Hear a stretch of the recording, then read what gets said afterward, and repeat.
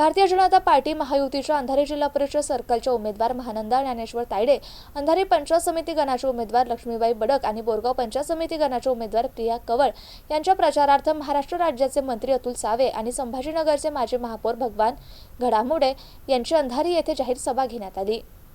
मतदारांना संबोधित करताना मंत्री अतुल सावे म्हणाले की राज्यात देवेंद्रजी मुख्यमंत्री आहेत, भारताचे पंतप्रधान नरेंद्र मोदी आहेत, छत्रपती संभाजीनगरला भारतीय जनता पक्षाचे मंत्री आहेत, त्यामुळे जिल्हा परिषद सदस्य ही भारतीय जनता पक्षाचा असला पाहिजे।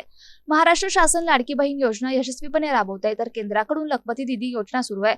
शेतकऱ्यांना वीज बिल भरण्याची कटकट कायमची संपावी म्हणून सोलार पंप योजना ही सुरू आहे। गरीब रुग्णांसाठी आयुष्यमान भारत योजना सुरू केली आहे। या योजनेमधून मोठ्या दवाखान्यात गरीब रुग्णास मोफत उपचार घेता येतो।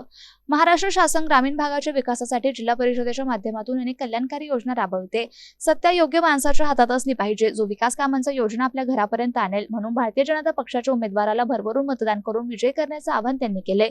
या सभेस ज्ञानेश्वर पाटील तायडे, माजी महापौर भगवान घडामोडे यांच्यासह अनेक मान्यवरांनी सभेस संबोधित केले। अकबर खान, MCN न्यूज, अंधारी।